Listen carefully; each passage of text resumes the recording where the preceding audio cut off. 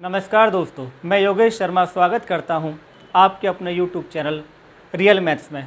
दोस्तों, जो आज हम टॉपिक शुरू करने जा रहे हैं वो टॉपिक बेहद ही इम्पोर्टेंट है आप सभी के लिए।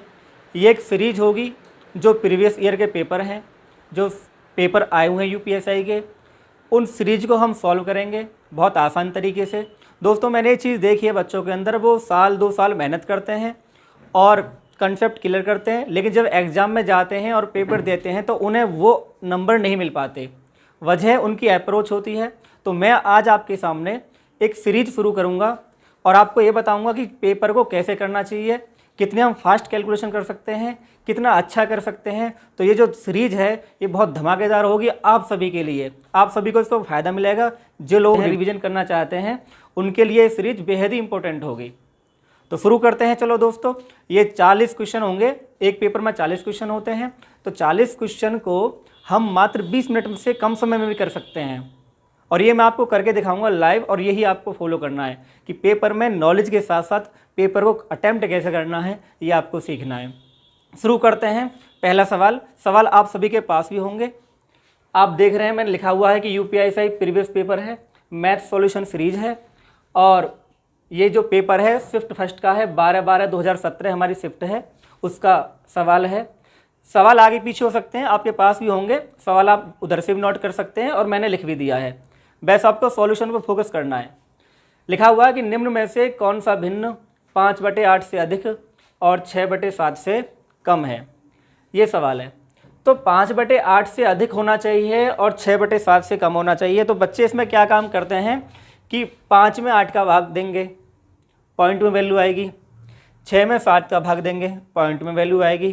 फिर इन सबको भाग देते हैं, फिर इनके बीच की संख्या ढूंढते हैं। It's a time taking process, long process. आप मात्र इस सवाल को 10 सेकंड में कर सकते हैं, 5 सेकंड में कर सकते हैं अगर आपको स्पीड आती है तो। मैं आपको करके दिखाता हूँ ये सवाल, और आपको पेपर में ऐसे ही करना है।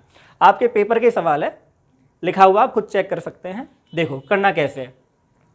इसमें बोला गया है कि जो भिन्न है वो 5/8 से अधिक होनी चाहिए और 6/7 से कम होना चाहिए। ऑप्शन आपके सामने, आंसर तो एक ही होगा। तो हम क्या काम करते हैं, मैं आपको समझाने के लिए कर देता हूं यहाँ पे कि 5/8 से अधिक है। और ये जो ऑप्शन है मैं इनको यहाँ पे लिख दे रहा हूं आपकी सुविधा के लिए, ताकि आपको सुविधा हो समझने में।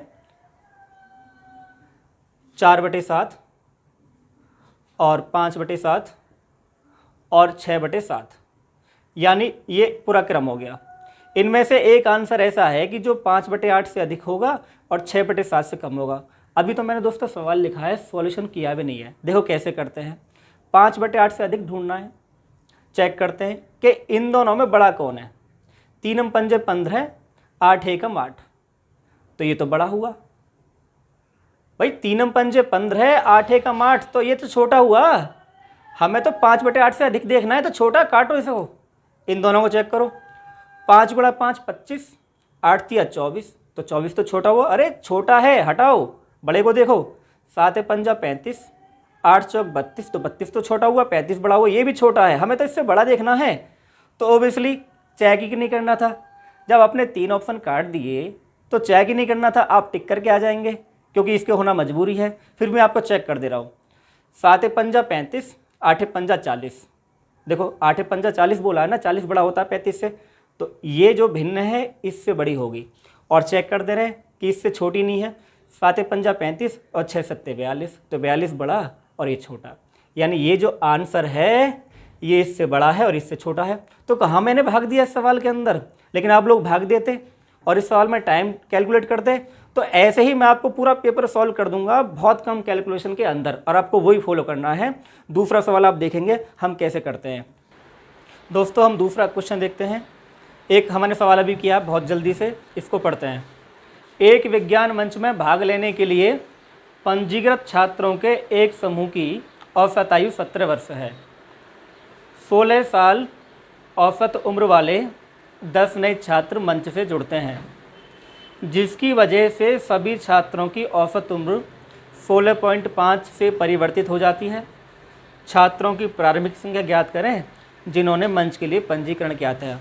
तो ये औसत का सवाल है। औसत मैं उम्मीद करता हूँ आप सभी ने बेसिक चीज़ें क्लियर करी होंगी, क्योंकि आप पेपर अटैम्प्ट कर रहे हैं तो बेसिक बातें आप सीखते होंगे। और इसको हम करने के तरीके एक ये भी है कि भाई 17 औसत उम्र है पहले बच्चों की ये औसत है। अगर आप इसे ऐसे लिखोगे कि जो औसत है, औसत आयु है, पहले 17 है। बच्चे पूछे थे बच्चे कितने हैं, वो मैं बता दूंगा आपको बहुत कम समय में। और अब कितनी है औसत आयु? अब औसत आयु कितनी है? अब औसत आयु है आपकी 16.5 वर्ष। ये है 16.5 वर्ष से परिवर्तित हो जाती है। देखिए सवाल में दिया हुआ छात्रों की प्रारंभिक संख्या ज्ञात करें जिन्होंने मंच के लिए पंजीकरण किया था। ठीक है दोस्तों, आपको एक चीज़ यहाँ पे ध्यान करनी है सवाल के अंदर कि औसत होता क्या है। आप औसत को समझ लो। औसत का मतलब ये होता है कि जब आप चीज़ों को बैलेंस कर देते हैं, बैलेंस कर देते हैं तो आपका जो औसत है आ जाएगा। आप जानते हैं औसत का फॉर्मूला क्या होता है? औसत बराबर योग बटे संख्या होता है। ठीक, लेकिन औसत का सही मायने क्या है? जब आप चीज़ को बैलेंस करना सीख जाते हैं, जब आप चीज़ों को बैलेंस कर देते हैं, एवरेज हमेशा बीच में आता है, और जब वो उसको बैलेंस कर देता है, वैल्यू को बैलेंस कर देता है, एवरेज की खासियत है। इस सवाल में दिया हुआ था कि जो बच्चे थे पुराने, हमें उसकी जानकारी नहीं है, लेकिन जो आए हैं वो 10 छात्र आए हैं, और 10 छात्र आने से उनकी जो एवरेज थी वो 16 साल थी। 10 छात्र आने से जो एवरेज थी वो 16 साल थी। आपको मेरी बात समझ नहीं आ रही है जो मैं कहना चाह रहा हूँ? अब ये जो छात्र हैं ये 10 छात्र थे। सवाल हो चुका है, ये 10 छात्र थे।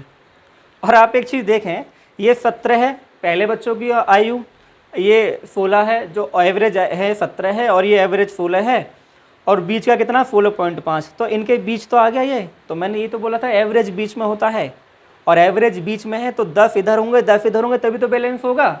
आप खुद सोचो कि आप बैलेंस कैसे कर सकते हैं। अगर 10 छात्र इधर हैं तो 10 छात्र ही इधर होंगे। ये बहुत आसान सवाल था, इसमें कुछ भी नहीं था।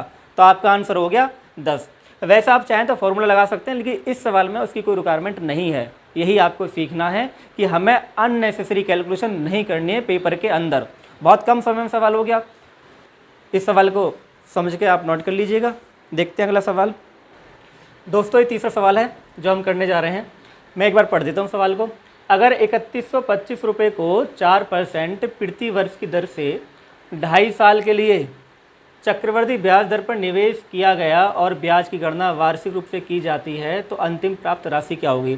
तो कहने का मतलब ये आपसे अमाउंट और मिश्रधन जानना चाह रहा है सवाल में। और मिश्रधन का तरीका है, फॉर्मूला है, आप जानते हैं फॉर्मूला लगा सकते हैं। और एक बेसिक तरीका भी होता है, कंसेप्चुअल तरीका होता है। फॉर्मूला ये होता है A बराबर P इंटू 1 प्लस के R/100 की पावर n। आप इसका यूज कर सकते हैं, क्योंकि 2.5 साल है तो एक बार कर देंगे। और चाहे तो आप पहले इसका चक्रवृद्धि ब्याज निकाल कर आप पहले चक्रवृद्धि ब्याज निकाल देंगे 2.5 साल का, 1 साल का, 1 साल का या आधी साल का, और दर को सॉल्व करके ब्याज निकाल के जोड़ देंगे।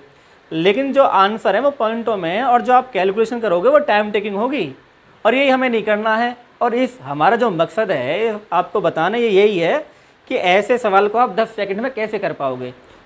ये तो आप खुद भी कर सकते हैं, किताबों में सॉल्यूशन है, ये भी आप जानते होंगे, किताबों में मिल जाता है, ठीक है, पढ़ते भी होंगे। लेकिन पेपर में टाइम टेकिंग क्वेश्चन को हम कैसे सॉल्व कर पाएँ, ये चीज़ बेहद इंपॉर्टेंट है। आज का जो हमारा मकसद है वो यही है कि how to attempt question in exam, और यही हमें सीखना है। चलो देखते हैं कैसे सवाल को 10 सेकंड में उड़ाते हैं। अभी आपको ये बात पता है इस सवाल के अंदर जो दर है वो 4% है। 4% अगर 1 साल की है तो अगली साल बढ़नी है। 2.5 साल की बात है, 2.5 साल में बढ़ जाएगी दर। लेकिन सिंपल इंटरेस्ट में क्या होता है, दर बढ़ती नहीं है, और चक्रवृद्धि ब्याज में दर बढ़ जाती है, इंक्रीज होती है, क्योंकि ब्याज ब्याज लगता है। तो ये जानकारी आप सभी को होगी उम्मीद कर रहा हूँ मैं। अब बात आती है इसको हम कैलकुलेशन कैसे करें, वो आप सुन लो ध्यान से। मैं मान के चल रहा हूँ कि एक साधारण ब्याज होता है, एक चक्रवृद्धि ब्याज होता है। साधारण ब्याज चक्रवृद्धि ब्याज में बहुत ज़्यादा अंतर नहीं आता। आप सोच रहे हो कि बहुत बड़ा अंतर आ जाएगा, ऐसा कुछ नहीं है, बहुत थोड़ा सा अंतर आता है। जैसे मैं आपको एग्जाम्पल देता हूँ, अगर 4% है ये 1 साल का, दूसरी साल का भी 4% है, तो SICI पहली साल बराबर ही होते हैं। ये छोटी सी नॉलेज आपके लिए, सवाल तो हो चुका है। 4% होता है, दूसरी साल क्या होगा, ये 4 का 4 16 हो जाएगा, 4.16 हो जाएगा। तो खाली दूसरी साल 0.16 0.16 का इंक्रीमेंट हुआ है, कोई खास इंक्रीमेंट नहीं हुआ। 0.16 1% से भी बहुत कम हो गया। तो आप खुद सोचो, अगर आप खाली ऐसा ही लगाओगे तो 4% पहली साल का, 4% दूसरी साल का, 2.5 साल की बात है तो 2% हो जाएगा। जब 2% हो जाएगा तो ये 10% हो गया। अब अमाउंट कितनी है, 3125। जब आप 3125 पर लगा दोगे, 10% लगा दोगे, इसका आप जब 10% आप निकालोगे तो 312.5 आएगा, 312.5 आने वाला 10% पर। और जब आप चक्रवृद्धि ब्याज निकालोगे थोड़ा सा फालतू आएगा। मूलधन में अगर ब्याज जोड़ेंगे तो मिश्रधन आ जाएगा। तो मूलधन कितना हमारा भाई, 3125। 3125 में हमें इसको ऐड कर देना है। किसको ऐड कर देना है, 312.5 को ऐड कर देना है। तो 0.5, 5 और 2 7, 2 और 1 3, 3 और 1 4, 3437.5, 3437.5 अगर हम सिंपल इंटरेस्ट का फॉलो करेंगे, ना कि कंपाउंड इंटरेस्ट। लेकिन पूछा क्या था, चक्रवृद्धि ब्याज। तो आंसर आपका इससे थोड़ा सा ही फालतू आएगा, बस कुछ भी कैलकुलेशन नहीं करी है मैंने, इसमें बस आपको समझाया मैंने ऐसा क्यों किया है। पेपर में मैं इसको ऐसे ही करता क्योंकि मुझे पता है कि इतना समय नहीं है कि मैं इसको सॉल्व कर पाऊंगा। तो आंसर इससे बहुत थोड़ा सा फालतू आएगा, 3437 से आप ऑप्शन चले जाओ। ये तो हो ही नहीं सकता, क्योंकि सिंपल साधारण ब्याज से ही इतना आ रहा है तो चक्रवृद्धि ब्याज से ज़्यादा आएगा, ये भी नहीं हो सकता। बात आती है इनकी, तो मैंने कहा था बस थोड़ा सा फालतू आएगा, क्योंकि 0.16 का इंक्रीमेंट बहुत ज़्यादा नहीं होता। तो आप इसे टिक करके आ जाएंगे, इसमें कौन सी बात होगी सवाल में। बेकार में आप इसको पहले अमाउंट का फॉर्मूला लगाओगे, 4% को जब सॉल्व करोगे तो वो खुद मुश्किल बन जाएगी। भाई 4/100 करोगे, 25 1 26, 26/25, 2 बार 26/25 होगी। फिर 4 का आधा करोगे, आप खुद सोचो कि आप ओवर कैलकुलेशन करोगे। और इसमें कुछ भी नहीं था, ऑप्शन आपकी सुविधा के लिए टिक करके आ जाओ। यानी 4 4 10% होगा, आंसर इससे थोड़ा सा फालतू आएगा, आप टिक करके आ जाओ।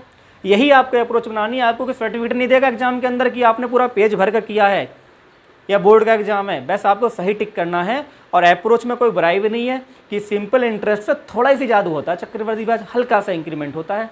तो मैं उम्मीद कर रहा हूँ तुम्हें समझ में आ गई बात होगी है। अब दूसरा सवाल देख लेते हैं हम। ये सीरीज का चौथा सवाल है, देखते एक बार। ये 99 सही 35/36 गुणा 72 है। तो जो बेसिक तरीका होता है वो ये होता है कि 99 गुणा 36 करेंगे, 99 गुणा 36 करेंगे, ठीक है, प्लस 35 करेंगे अपॉन 36 है ही है, और ये 72 की मल्टीप्लाई। आप इसको सॉल्व करेंगे, आंसर आ जाएगा। लेकिन पेपर में इतना समय टाइम कहाँ रखा है कि आप 99 गुणा 36 करोगे। पेपर में इतना समय कहाँ है कि 99 36 गुणा कर पाएंगे, बहुत कम टाइम होता है। मैं आपको तरीका समझाता हूँ, आप समझ लीजिएगा कि हमें कैसे सवाल करना है। देखो इसको हम ऐसे भी लिख सकते हैं, ये तो आप खुद से कर लेंगे। इसको हम ऐसे भी लिख सकते हैं, समझो जरा। जो तरीका मैं बता रहा हूँ आप इसको फॉलो करें। ये 99 सही का मतलब यहाँ पे प्लस होता है, 35/36 और एक मल्टीप्लाई 72। आपको क्या करना है सवाल के अंदर कि 35 है, ये 36 है, ये एक कम है, एक कम है। अगर यहाँ पे आप एक जोड़ दो, 35 की जगह 36 कर दो, तो 36 से 36 कैंसिल हो जाएगा और एक बचेगा।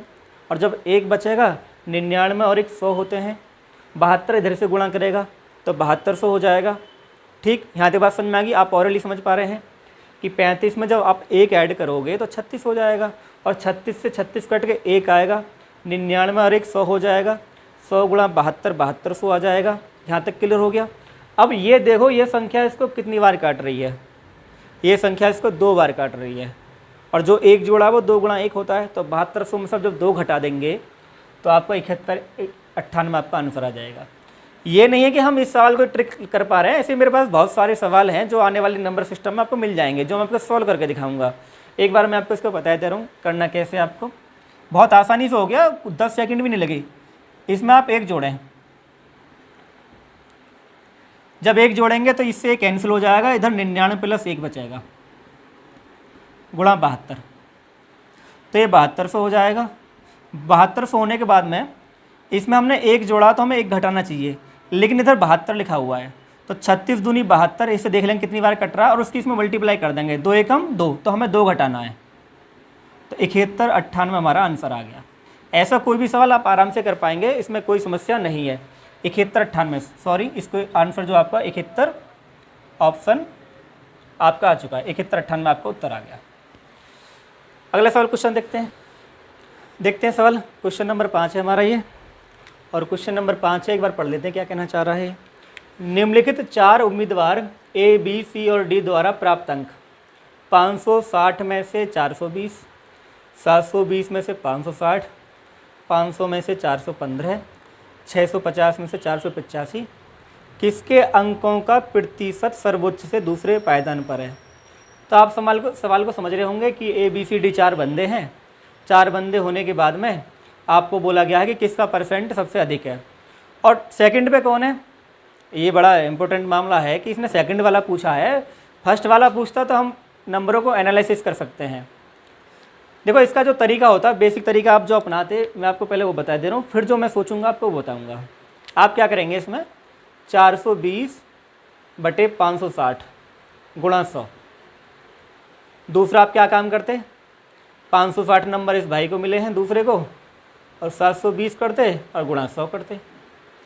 फिर आप क्या काम करते, 415 नंबर इसको मिले हैं 500 में से, और गुणा 100 करते। फिर ये होता 485 बटे 650 गुणा 100। ये आप इसका सॉल्यूशन करते हैं, फिर आप इनको जीरो काट के आप परसेंट निकाल सकते थे। It's a time taking, time भी लगता है इस काम में, ऐसा नहीं कि आप बहुत जल्दी से कर पाएंगे, लेकिन कुछ चीज़ें आपको पता है पहले से ही कि ये जो है ये फुल मार्क्स हैं। 560 जो फुल मार्क्स हैं उसमें से 420 इसको मिले हैं, 720 फुल, जैसे हमारा 600 का होता है इंटर में, 500 का हाई स्कूल में होता है, कुछ ऐसी है ये कि 720 फुल मार्क्स है, उसमें से 560 मिला तो परसेंट में कन्वर्ट करना है। 500 में से 415, जरा एक बार इस नंबर गौर से देखो, 500 में से 415 है, यानी फुल मार्क्स से के पास बहुत करीब है नंबर ये।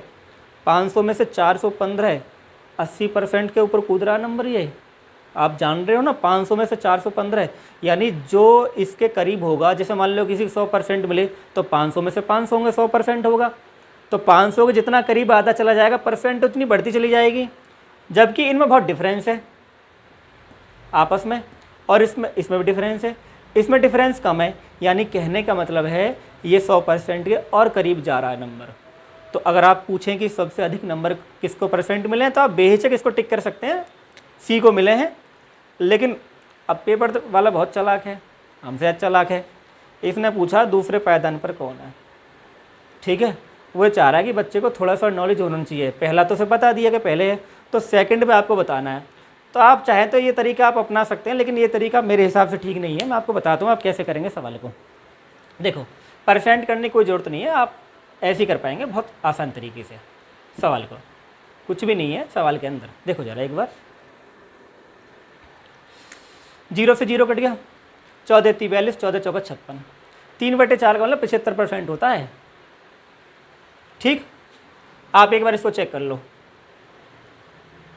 8 7 56, 8 9 72, ये 3/4 है, ये 3/4 और ये 7/9 है। तो इनमें कौन सा बड़ा हुआ भाई?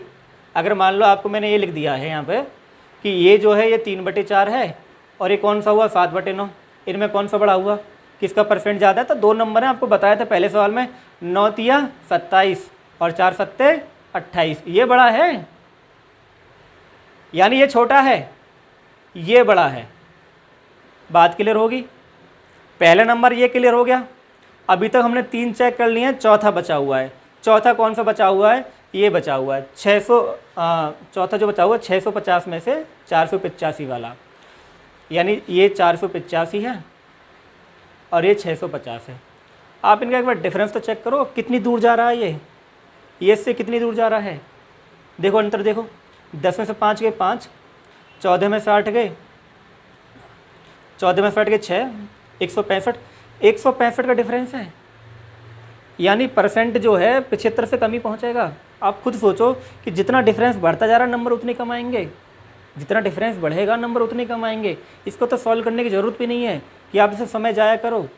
पहले नंबर पर तो ये रहेगा, बाद के जो 2 की फाइट हमने करी थी उसमें ये वाला बंदा आया था। तो बेहिचक आप लगाओ, इसमें पूरा कैलकुलेशन करने की कोई ज़रूरत नहीं है। कोई ऐसा नहीं कि हाँ जी आप डर रहे हैं ऑप्शन टिक करने में, होगा नहीं होगा, क्लियर भी होगा बिल्कुल। ये आंसर है ना, तो आप सॉल्व करके देख सकते हैं, आंसर आ जाएगा। देखो एक बात आपके दिमाग में आ रही होगी कि सवाल बदल जाएगा तो क्या होगा। यूपीएसआई के जितने भी पेपर आए हैं, मैं आपको जितने पेपर हैं सब आपको बोर्ड पे सॉल्व करके दिखाऊंगा। चाहे सवाल तो बहुत सारे आएंगे, उसमें बदल बदल के सवाल आएंगे। ऐसा नहीं कि हम एक ही पेपर कर पा रहे हैं, हम पूरे पेपर जितने भी हैं, जितने भी 20 पेपर हैं, 22 पेपर हैं, जितने भी पेपर हैं, आपको हर क्वेश्चन को मैं एक अलग अप्रोच से करके दिखाऊंगा, ताकि आप समझ पाएँ कि वो जो पेपर होगा वो 40 क्वेश्चन होंगे, वो 20 मिनट मुश्किल से लगेंगे आपको। ठीक है, आपको मेरी बात समझ में आई? फिर आगे बढ़ते हैं, चीज़ें क्या हैं देखते हैं। नेक्स्ट क्वेश्चन देखते हैं फ्रेंड्स। अगला सवाल, विपरीत दिशाओं में चल रही दो ट्रेनें प्लेटफॉर्म पर खड़े एक आदमी को क्रम से 54 सेकंड और 1.5 मिनट में पार कर लेती हैं। अगर वे एक दूसरे को 74 सेकंड में पार करती हैं तो उनकी गति का अनुपात कितना है? अब ये सवाल है, पेपर का ही है। देखते हो हम इस सवाल को कैसे उड़ाते हैं, धुएं में उड़ाते हैं। 54 सेकंड आपको दे रखा है, 1.5 मिनट का मतलब क्या होता है भाई? 1.5 मिनट को आप सेकंड में कन्वर्ट कर लो, तो 1.5 मिनट का मतलब होता है 90 सेकंड। 60 + 30 90 सेकंड हो गया, तो इधर 90 लिख लो। और एवरेज कितना है इनका एक दूसरे को पार करने में? 74। आप इनको क्रॉस कर दो। बड़ी संख्या में से छोटी संख्या घटाते हैं, एलिगेशन से कर रहे हैं सवाल को, आप जानते भी एलिगेशन क्या होता है भाई। बड़ी संख्या में से छोटी संख्या घटा दो। 90 में से 74 जाएंगे तो कितने बचेंगे? 26। 10 में से 4 गए 6 और 8 में से 7 गए 16 बचेंगे, सॉरी। और 74 में से 4 गए 0, 7 में से 5 गए 2। इनका आप क्रॉस कर दो, 4 चौक 16, 4 अब बन जाए 20। 4:5 आपका आंसर आ गया। कुछ करना आपको है नहीं। वैसे मैं आपको एक चीज़ बता दे रहा हूँ, चाल बराबर दूरी बटे समय होता है भाई, चाल बराबर दूरी बटे समय। और इसमें गति का अनुपात पूछा है, तो जब आप समय लेते हैं, समय से एलिगेशन करेंगे तो हमेशा चाल का ही आंसर आएगा, क्योंकि ये उल्टे होते हैं और एलिगेशन उल्टा चलता है हमेशा। इसलिए हमें पास 3 चीज़ें सेम हैं, 54 है, 1.5 मिनट का 90 सेकंड है, और 74 इनका एवरेज है। तो आप एलिगेशन लेंगे तो इनकी गति का अनुपात आ जाएगा। इसमें कुछ नहीं करना, ना कुछ सोचने वाला था, और बहुत सारी बातें आप खुद भी जानते हो। ठीक है, अगला क्वेश्चन देखते हैं दोस्तों। मैं सवाल पर सवाल को पढ़ दे रहा हूँ। पवन महेश को 2400 रुपये 3 साल के लिए और जॉन को 3600 रुपये 5 साल के लिए ब्याज की समान दर पर कर्ज देता है। पवन को ब्याज के रूप में कुल रकम 1200 रुपये मिली, ब्याज की अनुमानित दर ज्ञात करें। तो जो आपकी तरीका होगा, मैं आपको एक बार वो बता रहा हूँ, आप क्या किस तरीके से सवाल कर पाएंगे इसको। 2400 गुणा 3 गुणा R/100 प्लस 3600 गुणा 5 गुणा R/100 इक्वल टू 1200 रुपये। तो आप इसको सॉल्व कर लेंगे, R का मान आ जाएगा। But it's a time taking process. मैं आपको डायरेक्ट बता दे रहा हूँ कि ये आपको सारी कहानी नहीं करनी है, तो एक बार देख लेते हैं इस बात को भी हम कि डायरेक्ट कैसे सवाल को करेंगे। देखते हैं भाई, ये बोल रहा 2400 रुपये 3 साल के लिए। जब 2400 रुपये 3 साल के लिए हैं तो 24 गुणा 3 7200 तो ये हो गए, और 3600 रुपये 5 साल के लिए। तो 3600 में जब 500 की 3600 में जब 5 की गुणा करोगे तो 500 500 5 6 30, 5 3 15 और 3 18। इनको आप ऐड कर लो, 8 7 15, यानी 25,200 पे आपको ब्याज मिला है। कितना ब्याज मिला है? 1200 रुपये का।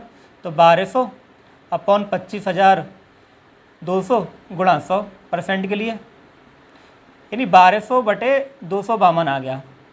आप इसमें भाग कर सकते हैं। जब भाग करोगे तो आपको ऑप्शन दिखाई दे रहा है पॉइंटों में आ रहा है, तो आपको पॉइंटों में नहीं जाना है, आप खुद सोच लो। आप इसे एक काम करो, कैलकुलेशन यहाँ हम कितनी जल्दी कर सकते हैं, भाग ना देकर आप इसको ओरली कर सकते हैं। मैं बताता हूँ, जब संख्या पास में होती है तो इसको 250 मान लेते हैं। बात क्लियर होगी? 250 आप मान लोगे तो 250 से 4 बारी जाएगा, क्योंकि 250 चौका 1000 हो जाएगा, 250 पंजा फिर ऊपर चला जाएगा तो 4 बारी जाएगा, तो आंसर 4 पॉइंट समथिंग ही आएगा। ठीक है, 250 चौका 1000 होता है, जब 1000 होगा तो 200 बचेगा। बात क्लियर होगी? 200 में जाएगा नहीं, फिर पॉइंट लगाओगे यानी 4 पॉइंट आएगा, तो जब आपने जीरो बढ़ाई तो 2000 हो गया। तो 250 नहीं होगा, 250 नहीं होगा। जब आप पॉइंट देखते हो तो जब 2000 में आप 250 को भाग दोगे तो लगभग 8 बार जाएगा, यानी आंसर जो होगा 8 के आसपास होगा। ये आपका आंसर हो गया। कुछ भी नहीं है, ये काफ़ी दूर है इनसे। तो आप ऐसा क्यों सोचना आप पूरा भाग देंगे, पूरा आप ऐसे सॉल्व करेंगे। आपका आंसर लाना, ऑप्शन आपकी सुविधा के लिए होते हैं। तो मैंने कहा जब संख्या लमसम में होती है, कैलकुलेशन की ट्रिक होती है दोस्तों, कि जब संख्या लमसम में होती है तो हम इसको आसपास संख्या को मान लेते हैं और इसका सॉल्व करते हैं, फिर आपको आसानी हो जाती है। अगले सवाल पर बढ़ते हैं, देखते हैं। ये टाइम एंड क्वेश्चन है। एक काम अकेला ए 8 दिनों में कर सकता है, जबकि बी अकेला उसे 10 दिनों में पूरा कर सकता है।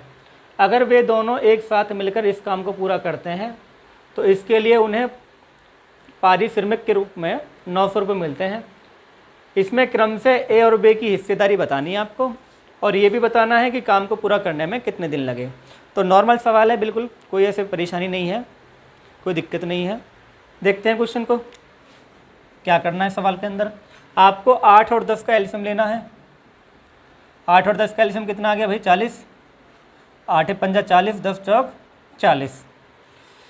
अब आपको एक बात पता है इस क्वेश्चन के अंदर कि अगर आपसे दिन पूछा है तो 40/9 आना है, क्योंकि भी ये समय हो गया, ये आप जानते हैं, ये काम हो गया। मैं इतनी उम्मीद कर रहा हूँ कि आप बहुत कुछ जानते होंगे, थोड़ा बहुत तो जानते होंगे भाई। ये क्षमता हो गया। तो काम बराबर होता है, काम बराबर समय गुणा क्षमता होता है। अगर समय निकालना, समय का फॉर्मूला होता है समय बराबर काम बटे क्षमता। क्योंकि हमने जो 8 और 10 का एलसीएम लिया है तो 40 हमारा काम आ गया, इनकी क्षमता 5 और 4 आ गई है, दोनों से काम करवाना है तो समय का फॉर्मूला होता है काम बटे क्षमता। तो 40/9 हमारा आंसर आ जाएगा। लेकिन 40/9 हमारे 2 ऑप्शन में है, तो हमें थोड़ा सा और आगे बढ़ना है। तो ये 2 आंसर तो हमारे हो नहीं सकते। फिर इन्होंने एक बात और बोली है कि अगर वे दोनों एक साथ मिलकर इस काम को पूरा करते हैं, यानी समय इन्होंने बराबर कर दिया है, एक साथ मिलकर काम को पूरा कर रहे हैं और 900 रुपये मिल रहे हैं उनको। तो जब समय हमारा समान है, जो भी समय लग रहा है, और 900 रुपये मिल रहे हैं, तो पैसे बांटने का तरीका क्या होगा, पैसे बांटने का तरीका होगा क्षमता के हिसाब से। अगर इसको 5 मिल रहे हैं तो इसको 4 मिलेंगे, इसको 50 मिल रहे हैं, इसको 40 मिल रहे हैं।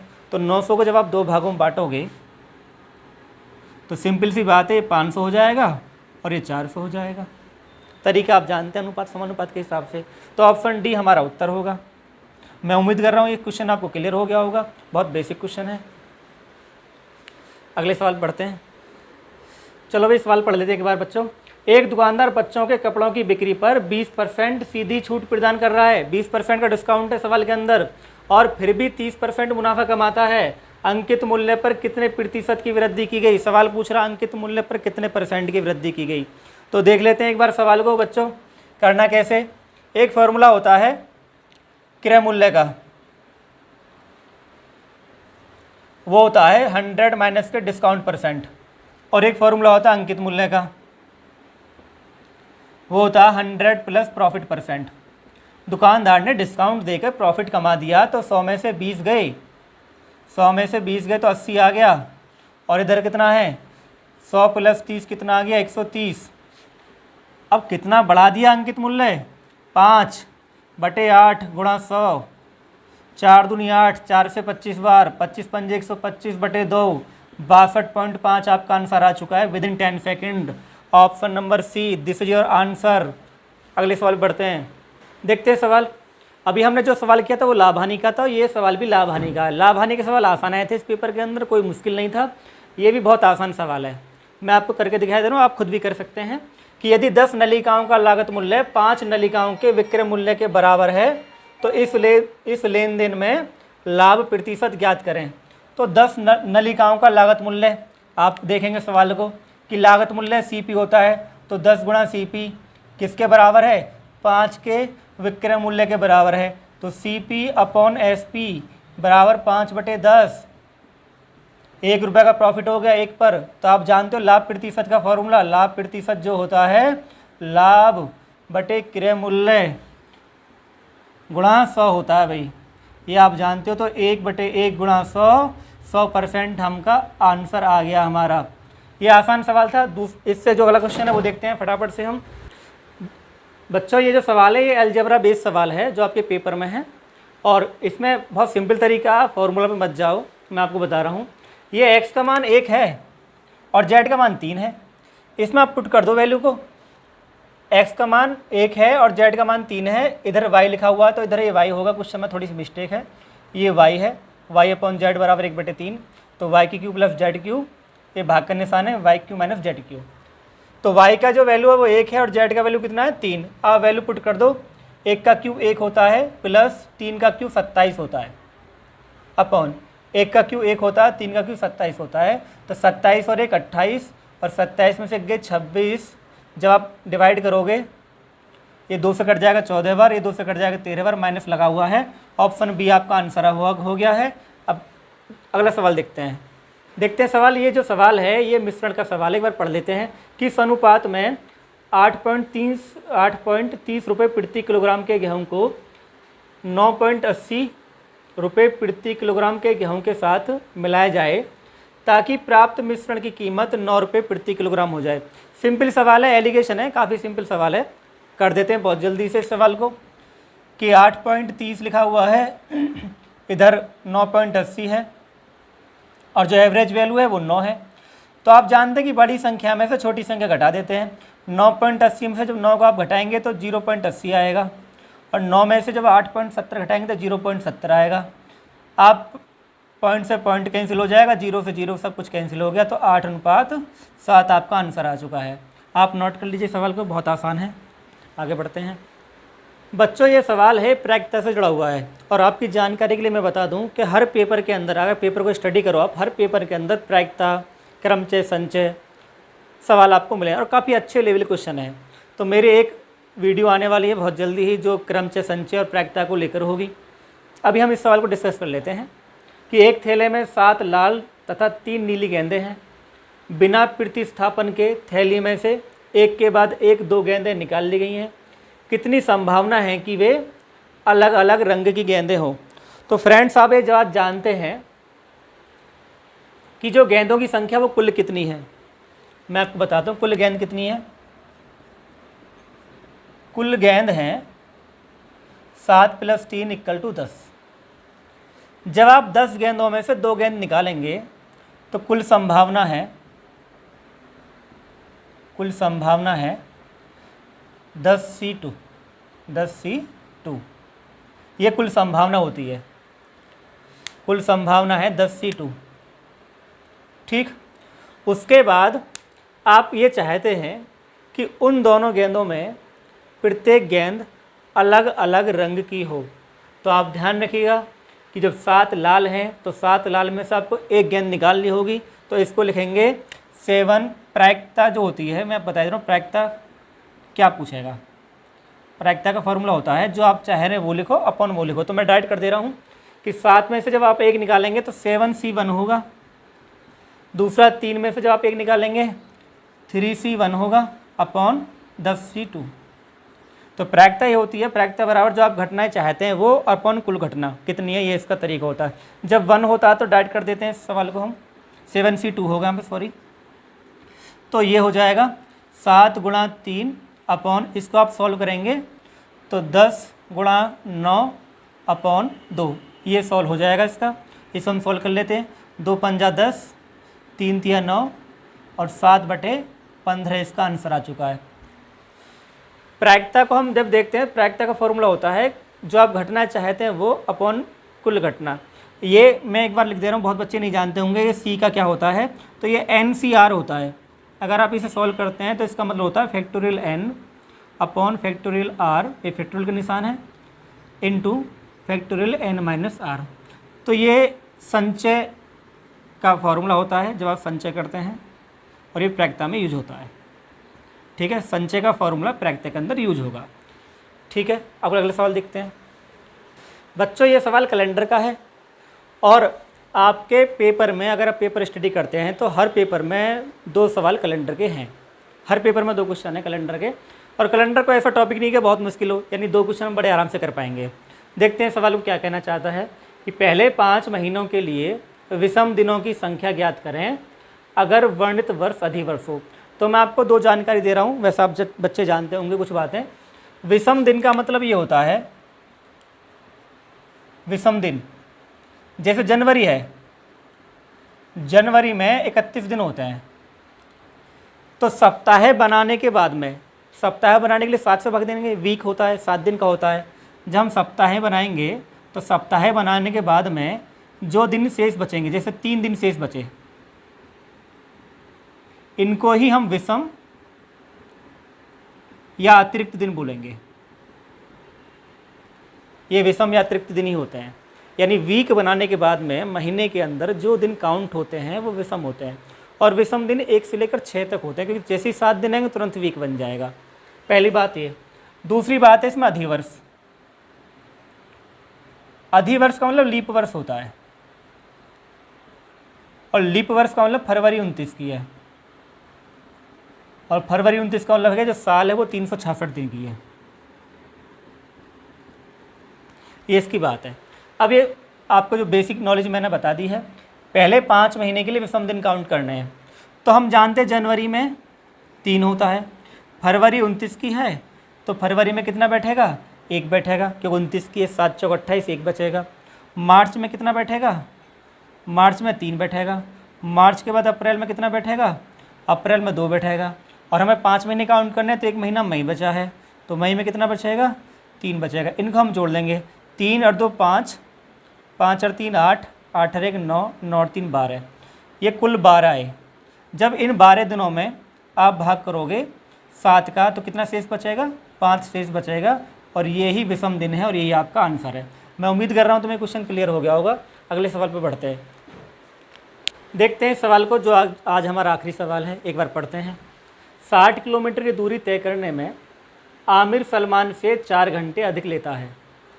अगर आमिर अपनी गति 2 गुनी कर देता है तो वह सलमान से 2 घंटे कम समय लेगा। आमिर की गति ज्ञात करें। मैं आपको एक बात बताना चाहता हूँ कि ये जो सवाल है, ये जो टाइप है, इस टाइप के सवाल आपको आने वाले पेपर में मिलेंगे और वो अच्छे सवाल होंगे। ये फिर भी आसान है सवाल, इसमें आपको समीकरण बनाने की ज़रूरत नहीं है। मैं आपको तरीका बताता हूँ आपको कैसे करना है। कि इसमें एक चीज़ दे रखी है कि आमिर अपनी गति को 2 गुनी कर देता है। अगर हम आमिर की गति की ही बात करते हैं, आमिर की गति पहले कितनी है और अब कितनी है, हम आमिर की बात कर रहे हैं, गति की बात कर रहे हैं। और किसकी बात कर रहे हैं, आमिर की बात कर रहे हैं। आमिर अपनी गति दुगनी कर देता है, इसका मतलब पहले गति 1 है, अब इसकी 2 है। जब गति बढ़ा देगा तो आप जानते हो चाल और समय एक दूसरे के उल्टे होते हैं। चाल बराबर दूरी बटे समय होता है और चाल और समय एक दूसरे के उल्टे होते हैं, तो ये उल्टे हो जाएंगे, विपरीत हो जाएंगे। तो समय कितना होगा, समय होगा 2:1। यहाँ तक आपको क्लियर हो गया कि इनको आप ऐसे रिवर्स कर देंगे, विपरीत कर देंगे, तो जो गति है और चाल एक दूसरे के विपरीत हो जाएंगे। इसमें एक चीज़ और बोली गई सवाल के अंदर, दूरी तो 60 किलोमीटर है ही है। इन्होंने बोला है कि अगर आमिर अपनी गति दोगुनी कर दे तो वह सलमान से 2 घंटे कम समय लेगा। पहले कितना समय ले रहा था, 4 घंटे अधिक। अधिक का मतलब ये होता है कि उसकी गति कम है। भाई कोई समय ज़्यादा ले रहा बंदा, कुछ समय 4 घंटे ज़्यादा ले रहा है किसी से, तो इसका मतलब है कि पहले उसे वो समय कवर करना पड़ेगा 4 घंटे का। ठीक है, यानी आप ये कह सकते हैं कि पहले तो 4 घंटे कम ले रहा है, फिर 4 घंटे अधिक ले रहा है, फिर 2 घंटे कम ले रहा है। तो ये जो कुल इसका जो बदलाव हुआ समय का वो 6 घंटे का हुआ। 4 घंटे जो लेट था पहले वो कवर करेगा, 2 घंटे पहले पहुंच रहा है, तो जो कुल डिस्टेंस बनती है चाल के बदलने से वो 6 घंटे का अंतर आता है। और यहाँ जो अंतर आया है, वो 1 आया, तो 1 की वैल्यू कितनी है फ्रेंड्स, 6 होगी। जब 1 की वैल्यू 6 होगी तो इस 2 का मान कितना होगा, तो इस 2 का मान होगा 12। तो हम ये कह सकते हैं कि जो आमिर का समय है वो 12 घंटे है। और ये 12 घंटे कब था, जब अपनी मूल चाल में था। तो आमिर की गति का मतलब है आमिर की पहली वाली गति पूछना चाह रहा है। तो दूरी कितनी है दोस्तों, दूरी 60 किलोमीटर है। जब दूरी 60 किलोमीटर है तो आपसे चाल पूछिए, और चाल बराबर क्या होता है, चाल बराबर होता है दूरी बटे समय। चाल बराबर होता है दूरी बटे समय। हम समय निकाल चुके हैं, दूरी है इसकी 60 किलोमीटर, समय है 12, तो 5 किलोमीटर प्रति घंटा हमारा ऑप्शन ए आ गया। तो हमें इसको बहुत आसानी से करवाए, ये समय वो है जो मुझे आपको समझाने में लग रहा है। अगर मैं खुद सवाल करूं तो मात्र 10 सेकंड ही लगेंगे। दोस्तों आज के भी वीडियो में हमने ये चीज़ देखी है कि हम पेपर को कैसे अटेम्प्ट कर सकते हैं, किस अप्रोच के माध्यम से हम सवालों को कम टाइम में कर सकते हैं। मैं उम्मीद कर रहा हूँ कि आपको ये जो वीडियो मेरा पसंद आ रहा होगा। फिर भी अगर आपको किसी सवाल में डाउट है, आपको कुछ पूछना है, आपको कोई दिक्कत है, परेशानी है, तो आप कमेंट बॉक्स में उस सवाल को मेंशन कर सकते हैं जहां आपको डिस्कस करना है। तो मैं जो नेक्स्ट वीडियो होगी उसमें मैं उस सवाल को डिस्कस करूंगा। मैं उम्मीद कर रहा हूं कि जो मेरा पार्ट 1 है, ये जो सीरीज़ का पार्ट 1 है, ये आप सभी को क्लियर हो रहा होगा और आपको कॉन्फिडेंस भी आ रहा होगा कि हाँ हम कर सकते हैं, वी कैन डू इट, कि बहुत आसान चीज़ें होती हैं। ये 15 सवाल का एक वीडियो था। जो 25 सवाल बचे हुए हैं वो पार्ट 2 में आपको बहुत जल्दी मिल जाएंगे और उम्मीद है मुझे कि आप इस वीडियो के माध्यम से खुद को ग्रो कर पाएंगे, बहुत जल्दी से आप चीज़ों को समझ पाएंगे। और जो टाइम हमें बचाना है पेपर के अंदर, वही बचाना है। यही मेरा मकसद है कि हम सब कुछ जानते हुए भी हमें बहुत कुछ आता है, लेकिन जब हम पेपर में बैठते हैं तो हम चीज़ों को बहुत अच्छे से नहीं कर पाते। तो मेरा मकसद बच्चों यही है कि आप इस अप्रोच का फ़ायदा उठाओ, इन चीज़ों को एनालिसिस करो और आप पेपर करने बैठो। आपका जो स्कोर है, अगर 40 क्वेश्चन है तो 40 भी आ सकता है, 39 भी आ सकता है, 38 भी आ सकता है। ये आप पर डिपेंड करता है आप कितना सीख रहे हैं, लेकिन आपका सिलेक्शन ज़रूर होगा, ये मेरी गारंटी है और ये मेरा वादा है। ठीक है दोस्तों, अगर आपको मेरा वीडियो पसंद आ रहा है तो ज़रूर चैनल को सब्सक्राइब करें, लाइक करें, शेयर करें। आपका बहुत बहुत आभार और धन्यवाद।